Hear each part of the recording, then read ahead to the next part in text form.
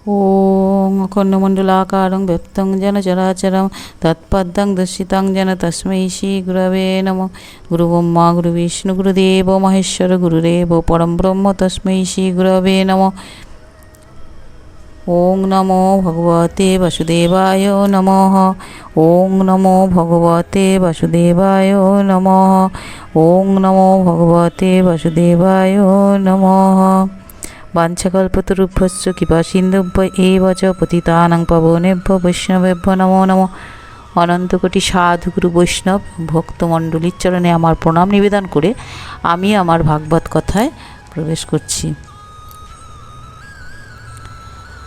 অনলাইনে যারা শ্রবণ করছে তাদের ছোটদের আমার ভালোবাসা, বড়দের আমার প্রণাম জানাই। তো আজকে আমি ধ্যান কি সেই সম্পর্কে একটু বলার চেষ্টা করছি। ধ্যান কি বা ধ্যান কথার অর্থ কি? ধ্যান কথার অর্থ হলো লক্ষ্য। মানে লক্ষ্য যদি ঠিক না হয় তাহলে আমরা কোনো কিছুই করতে পারি না। আমাদের যে কোনো কাজে সফলতা পেতে গেলে আমাদের তার প্রতি ধ্যান দিতে হবে। সাধনা কি? সাধনা হলো যে কোনো বিষয়ের প্রতি ধ্যান, অর্থাৎ সেই লক্ষ্যে পৌঁছাতে হলে আমাদের বিভিন্ন পদ্ধতির মাধ্যমে এগোতে হবে। যেমন হলো পড়াশোনা, সেটাও একটা সাধনা। পড়াশোনা করে তারা কি করে, যারা পড়াশোনা করে তারা ইষ্টদেবতা, তাদেরকে মা সরস্বতীকে প্রণাম নিবেদন করে তারপর পড়তে বসতে হয়, যাতে পড়াশোনায় তার ধ্যান লাগে, পড়াশোনা মুখস্থ হয় এবং তার কাছে প্রার্থনা করতে হয় যাতে সে ভালো ফল লাভ করতে পারে। সেই রকম সব কিছুই কোনো না কোনো লক্ষ্য হওয়া উচিত। যারা নিজেকে জানতে চায় তারা ঈশ্বরের কাছে প্রার্থনা জানিয়ে ধ্যান করতে বসতে হয়, যাতে সে তার লক্ষ্যে পৌঁছাতে পারে। এক মন এক প্রাণ দিয়ে তাকে উপলব্ধি করার চেষ্টা করতে হয়। দিনের পর দিন করতে করতে তবে সে তার লক্ষ্যে পৌঁছাতে পারে। পড়াশোনাতেও ঠিক তাই, দিনের পর দিন পড়া অভ্যাস করতে করতে তবে কিন্তু সাকসেস হয়, অর্থাৎ ভালো রেজাল্ট করে। তাহলে লক্ষ্য স্থির না হলে আমরা কিছুই করতে পারি না। তাহলে ধ্যান হলো মনকে স্থির করে সেই বস্তুর ওপর মনোনিবেশ করা। যার মন যত স্থির সে তত তাড়াতাড়ি সাফল্য পায়। মনকে স্থির করতে গেলে কপালভাতি, অনুলোম বিলোম অর্থাৎ নিঃশ্বাসে যে ব্যায়ামগুলো আছে সেগুলো কিন্তু আমাদের অনেক সাহায্য করে।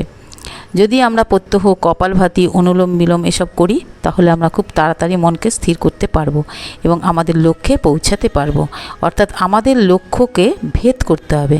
যেমন অর্জুন, নিচের জলের একটা পাত্র রাখা ছিল, সেই পাত্রে ওপরে একটা মাছ টানানো ছিল। সেই জলের মধ্যে মাছের চোখকে লক্ষ্য করে উপরে যে মাছ রয়েছে সেই মাছকে তীরবিদ্ধ করতে হবে। এটা ছিল দ্রৌপদীকে লাভ করতে গেলে তাকে এটা করতে হতো। তো সেটাই তিনি করেছিলেন। তিনি লক্ষ্য স্থির করে মাছের চোখে লক্ষ্যটা স্থির করে রেখে তিনি মাছের চোখকে বিদ্ধ করেছিলেন তীর দিয়ে। তাহলে এবং দ্রৌপদীকে লাভ করেছিলেন। তাহলে লক্ষ্য যদি স্থির না হয় তাহলে কেউই লক্ষ্যে পৌঁছাতে পারবে না। তো সেই জন্য আমাদের সবসময় কি করতে হবে, যে কোনো জিনিসে মনোনিবেশ করতে হবে। মনোনিবেশ করতে পারলে তবেই আমরা সেই লক্ষ্যে পৌঁছাতে পারবো, তা নাহলে কিন্তু কখনোই কোনোভাবে সম্ভব নয়। আমাদের লক্ষ্য স্থির হওয়া দরকার এবং সেই স্থির করতে গেলে আমাদের দিনের পর দিন আমাদের অভ্যাস করতে হবে। অভ্যাস যোগ, দিনের পর দিন অভ্যাস, যেটা গীতাতেও বলেছে অভ্যাস যোগ। দিনের পর দিন আমরা অভ্যাস করতে করতে তবেই আমরা কিন্তু এক সময় তাতে সাফল্য পাবো। এটাই হচ্ছে ধ্যানের লক্ষ্য। আর ধ্যান করলে আমরা সেই পরমাত্মা ভগবানকে লাভ করতে পারবো। যারা পরমাত্মা ভগবানের জন্য ধ্যান করে তারা কিন্তু ভগবানকে লাভ করতে পারবে। সেই জন্য লক্ষ্যটা আমাদের স্থির হওয়া প্রয়োজন। তো বাবা, আমি তো খুব সাধারণ একটা মানুষ।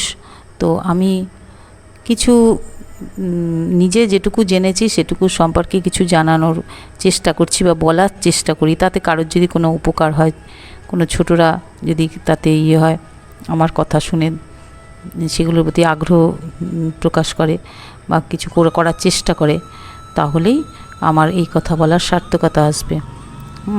তো সেই জন্য আপনারা সবাই যারা অনলাইনে রয়েছেন, আমার ভিডিওগুলো দেখেন, তারা আমার লাইক সাবস্ক্রাইব করে আমার ভিডিওতে আপনারা কিন্তু আমার পাশে থাকবেন। হ্যাঁ, আপনারা কিন্তু আমাকে ছেড়ে চলে যাবেন না। আর পুরো ভিডিওটা একটু দেখার চেষ্টা করবেন যে আমি কি বলতে চাইছি। সেখান থেকে কিছু যদি আপনাদের বলার থাকে তাহলে আমাকে লিখে জানাবেন, কমেন্টে জানাবেন। আমি যতটুকু পারবো চেষ্টা করব বলার। তো আপনারা আমার লাইক এবং সাবস্ক্রাইব করে আমার পাশে থাকবেন, আমাকে একটু এগিয়ে যেতে সাহায্য করবেন। এটুকুই আমার নিবেদন।